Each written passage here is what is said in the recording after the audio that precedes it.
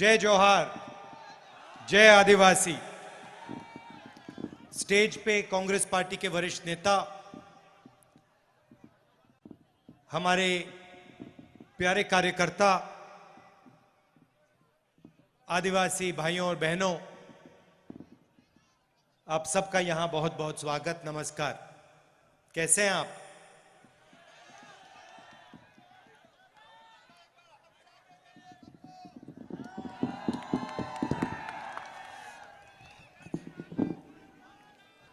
जैसे कमलनाथ जी ने कहा,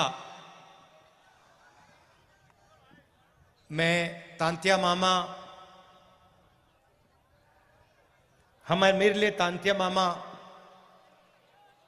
एक चिन्ह है।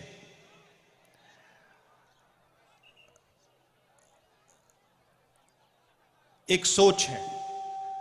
एक व्यक्ति जरूर थे, मगर वो एक चिन्ह और एक सोच और एक विचारधारा भी थे। और उनकी विचारधारा के कारण, उनकी सोच के कारण मैं आज यहां आया हूं।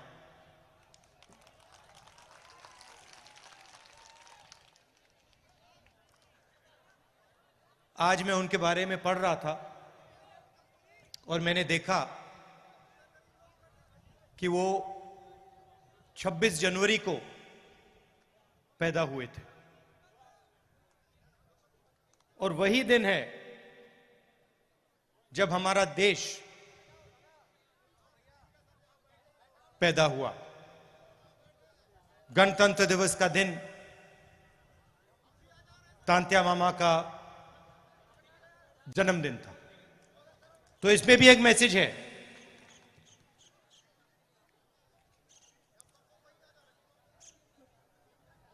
कुछ दिन पहले मैंने महाराष्ट्र में एक भाषण किया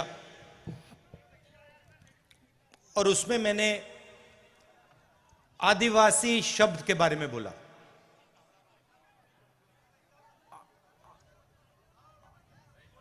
सही बोला? आदिवासी का मतलब जो हिंदुस्तान में सबसे पहले रहते थे। मतलब जब इस देश में कोई और नहीं था, तब भी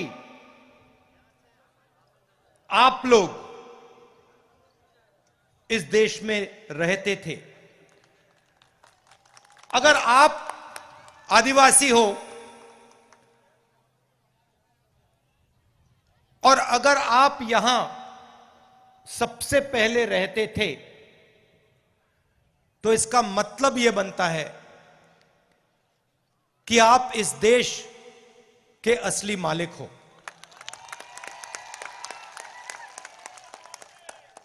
सही बात? ये जो शब्द होते हैं, ये बहुत चीजें छुपाते हैं, बहुत चीजें ये दिखा भी सकते हैं। जैसे आप तांत्या मामा के बारे में सोचें तो आपके दिमाग में कौन से शब्द आते हैं? बताइए, कौन सा शब्द आता है सबसे पहले जब आप तांत्या मामा के बारे में सोचते हो? आदिवासी आता है, संघर्ष आता है, निडरता आता है, क्रांतिकारी आता है, ये शब्द आते हैं। और जब वो अंग्रेजों के सामने फांसी पे चढ़ रहे थे, तो आपको क्या लगता है, उनके दिल में डर था या नहीं? सवाल नहीं उठता। उनके दिल में डर नहीं था। क्यों नहीं था? उसका कारण क्या था? उनके दिल में आम आदमी चढ़ता है, फांसी के सामने खड़ा हो जाता है, डर जाता है? नहीं। मगर जो आपके तांत्या मामा थे, जब वो चढ़े फांसी पे, उनके दिल में डर क्यों नहीं था? क्योंकि उनके डर को,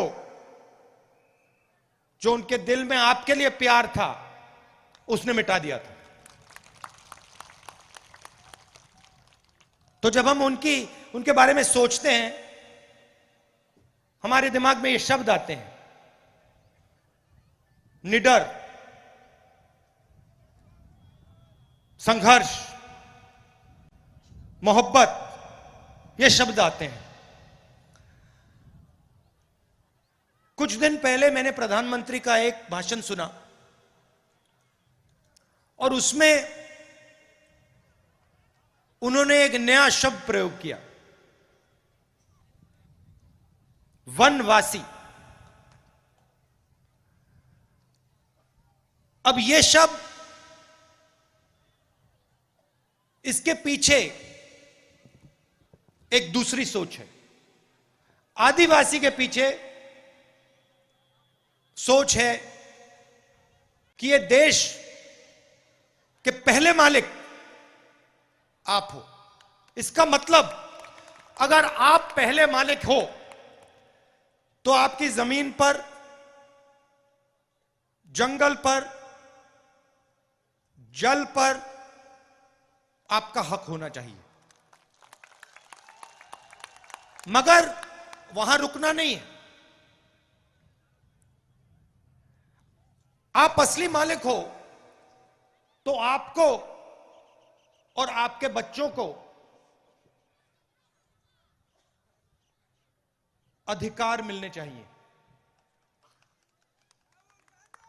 आपको, अगर आपका बच्चा इंजीनियर बनने का सपना देखे, सरकार को आपकी पूरी मदद करनी चाहिए। अगर आप में से कोई डॉक्टर बनना चाहे, आपकी बेटी डॉक्टर बनना चाहे, उसकी पूरी मदद होनी चाहिए। क्यों? क्योंकि आप असली मालिक हो, आप पहले मालिक हो। तो सबसे पहला आपका काम होना चाहिए। मतलब जंगल तो आपका है, मगर जंगल के बाहर भी आपको अधिकार मिलना चाहिए। और जब बीजेपी की सरकारें स्कूल और कॉलेज को प्राइवेटाइज कर देती है, उद्योगपतियों के हवाले कर देती है, या अस्पतालों को उद्योगपतियों के हवाले कर देती है, तो आपके बच्चे शिक्षा नहीं पा पाते और आपके परिवारों को जब अस्पताल की जरूरत होती है, आप वहां नहीं जा पाते। जब बीजेपी पब्लिक सेक्टर को बंद करती है, रेलवेज को, बीएचईएल को प्राइवेटाइज करने का काम, बेचने का काम करती है, तो वो सीधा आदिवासियों को चोट मारती है। देखिए, मैं आपसे पूछता हूं, नोटबंदी से आपको फायदा हुआ या नुकसान? जीएसटी, नोटबंदी और कोरोना के समय जो सरकार ने किया, दलितों को, पिछड़ों को, आदिवासियों को, किसानों को, मजदूरों को उन्होंने चोट मारी। मैं भाषणों में कहता हूं ये पॉलिसियां नहीं थी, ये हथियार है। अब नरेंद्र मोदी जी एक नया शब्द लाए, वनवासी। इसका मतलब अलग है। सबसे पहला इसका मतलब यह है कि आप पहले मालिक नहीं हो, आप सिर्फ जंगल में रहते हो। पहला मतलब ये। दूसरा मतलब कि जंगल के बाहर आपको, वन के बाहर कोई भी आपको अधिकार नहीं मिलना चाहिए। और तीसरा मतलब जो आपको दिख रहा है, जहां भी हम देखें बीजेपी की सरकारें जंगल को उद्योगपतियों को दे रही है, जंगल काटे जा रहे हैं। आस्ते आस्ते आस्ते आस्ते आस्ते हिंदुस्तान में जंगल खत्म होते जा रहे हैं। सही बोला, गलत बोला? सही।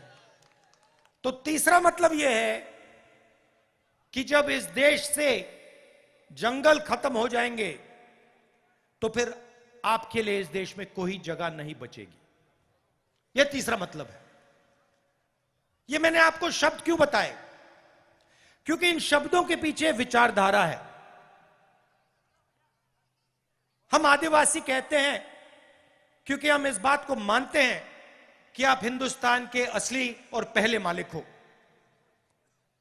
वो वनवासी कहते हैं क्योंकि वो आपके सारे अधिकार आपसे छीनना चाहते हैं और आपको यह याद नहीं दिलाना चाहते कि आप ही इस देश के पहले और असली मालिक हो।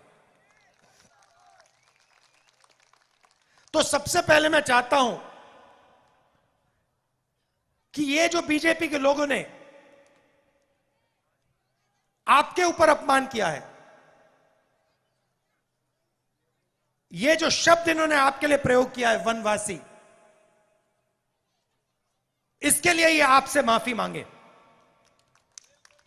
हाथ जोड़ के हिंदुस्तान के आदिवासियों से ये माफी मांगे और उनसे कहें कि आप वनवासी नहीं हो, आप आदिवासी हो और आप हिंदुस्तान के पहले मालिक हो और हम आपको जो भी अधिकार चाहिए वो हम आपको देंगे। और दूसरा काम, माफी मांगने के बाद, पहले नहीं, माफी मांगने के बाद दूसरा काम, जो ये आपसे जंगल छीनते हैं, जो हम पैसा कानून लाए, जमीन अधिग्रहण बिल लाए, फॉरेस्ट राइट एक्ट लाए, इन 3 कानूनों को ये जो कमजोर करते हैं और आपकी जो जमीन है जो आपसे छीनते हैं, आपका जल है, आपका जंगल है जो आपसे छीनते हैं, वो आपको वापस देने का काम शुरू कर दें। और अगर ये नहीं करेंगे तो जैसे ही हमारी यहां सरकार आएगी, हम आदिवासी शब्द का प्रयोग करेंगे और जो आपके हक हैं एक के बाद एक आपको देना शुरू कर देंगे। और जो आपकी जमीन है उसका अधिकार, जल और जंगल का अधिकार आपको वापस देना शुरू कर देंगे। आप जानते हो कि आदिवासियों के खिलाफ सबसे ज्यादा अत्याचार मध्य प्रदेश में होता है। पूरा मध्य प्रदेश का आदिवासी जानता है कि अगर किसी प्रदेश में आदिवासियों के खिलाफ अत्याचार होता है तो उस प्रदेश का नाम मध्य प्रदेश है। ऐसा प्रदेश हमें नहीं चाहिए। हमें आदिवासियों को इज्जत देने वाला प्रदेश चाहिए, आदिवासियों को रक्षा करने वाला प्रदेश चाहिए। और ये जो वनवासी शब्द है, इसका प्रदेश हमें नहीं चाहिए। आप सब आए, प्यार से आपने मेरी बात सुनी और आपने मेरी बात बहुत अच्छी तरह समझ ली है। मैं आपके चेहरे देख रहा हूं, आपको बात समझ आ गई है, सब समझ गए हैं। ये जो बीजेपी की विचारधारा है, याद रखिए, अभी हम तांतिया मामा की बात कर रहे हैं। एक सेकंड भाई, तांतिया मामा की बात कर रहे हैं। तांतिया मामा को फांसी पे किसने चढ़ाया? अंग्रेजों ने, सही? और आरएसएस ने अंग्रेजों की मदद की, यह पूरी दुनिया और हिंदुस्तान जानता है। तो याद रखिए, अंग्रेजों ने तांतिया मामा को फांसी पे चढ़ाया, मगर आरएसएस की विचारधारा ने उनकी मदद की। यह भी मत भूलिए, वनवासी शब्द के पीछे यह भी सोच है। और यह सिर्फ तांतिया मामा जी के साथ नहीं किया गया, यह बिरसा मुंडा जी के साथ भी किया गया। इन दोनों महापुरुषों ने आदिवासियों की लड़ाई लड़ी, अंग्रेजों से लड़ाई लड़ी, और कांग्रेस पार्टी ने हिंदुस्तान से अंग्रेजों को भगाया। और जब हम अंग्रेजों से लड़ाई लड़ रहे थे, जिन्होंने आपके महापुरुषों को फांसी पर लटकाया, तब आरएसएस अंग्रेजों के साथ खड़ी थी। यह पूरी दुनिया जानती है। और यह याद रखिए,